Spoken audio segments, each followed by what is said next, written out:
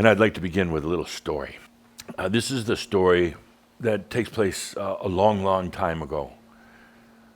It's the story of Giuseppe, a brilliant, talented sculptor. He started out creating little miniature bronze sculptures, and then they got bigger and bigger, did life-size sculptures, and he was known far and wide for being the greatest sculptor of all. One day he said, I want to do my masterpiece now. I want to create such an amazing sculpture of God. So it came the day that they would be pouring the molten bronze into the mold. He was close over the big cauldron of bronze going away, being heated up, and he looked over and went a little too far, fell straight into the vat of molten bronze.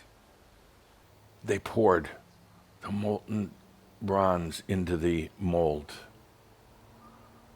And then they poured the other half and put them together and let them set.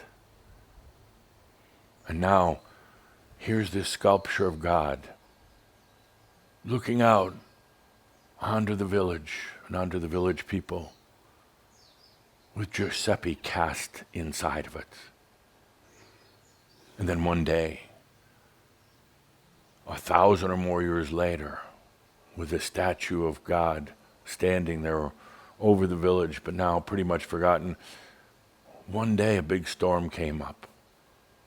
It came across the horizon, a huge tornado, and it moved through the village and went straight to the statue of God made by Giuseppe, straight to it. And by now the statue was pretty worn out, had holes in it, lost a lot of the detail, was discolored, wasn't much of anything. It was pretty drab, pretty boring. And this tornado headed straight for it, knocked it over onto the ground, shattered it into thousands of pieces.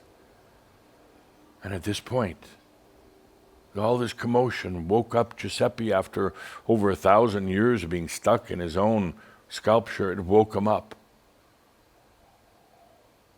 And upon awakening, he didn't really still realize who he had been, but he knew he had been trapped in this sculpture for a long, long time. Upon awakening, there was almost a fear that came over him. Who am I now? I'm no longer this statue. I'm no longer the statue of God. Who am I now?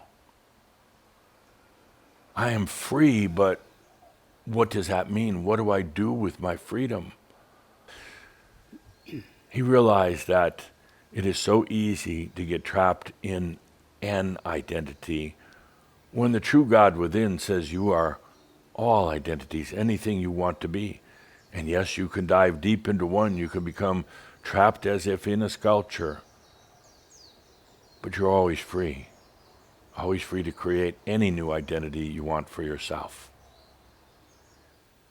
One of the things that you're going to find happening to you right now, or has been happening to you, is that sense of identity that you shaped and created and sculpted for yourself and molded for yourself and then kind of got stuck in.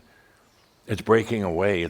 It's a pretty big shift, and we can feel the resistance on many of you of by identifying or re-identifying yourself, because the old identity falls apart.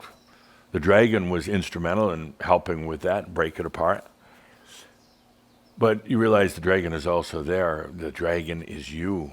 The dragon is there so you can be so many things now, to be the Merlin, to be the human on the planet, to be a child in many ways, to be an artist, to be anything you want to be, and you can be them all. And that's the beauty of being the Merlin on the planet. You're not stuck in one form of identification. So next on the schedule, there is a big question right now. What's the difference between consciousness and thought? It's a little bit of a difficult one because they're kind of closely aligned, but yet they're very, very different. And what I want to do right now is to assist you in understanding the difference. So what is the difference between consciousness and thought? And I boiled it down to this. Very, very simple, easy to remember. Ellipses. 4 dots, 1, 2, 3, 4. So here's consciousness. I am that I am. Write that on the board. I am that I am, 4 dots. That's consciousness. I mean, it's put into words, yes, but it's not super defined. And the 4 dots at the end mean that now going to the experience. Well, it's not defined. It's open-ended. It's a feeling now that can then go into anything, an experience. It can go into a thought. I am that I am, and then 4 dots.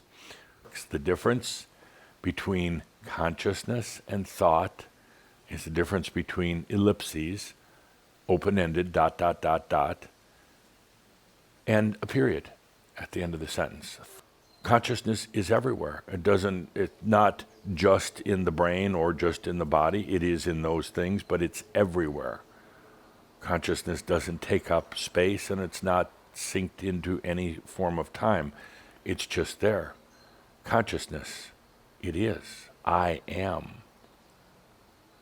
Thoughts, on the other hand, are defined, oftentimes judgmental, oftentimes put into words so they can be communicated supposedly more effectively. Thoughts are what builds an identity. I bring all this up because your mind is changing. You're coming back to more a consciousness-oriented reality than a thought-based mental structure reality.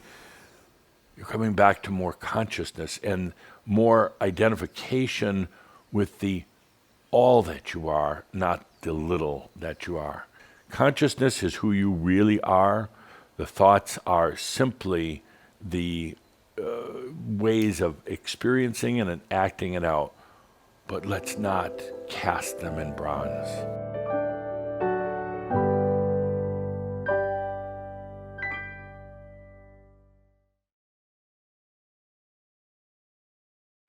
Dê sua contribuição consciente.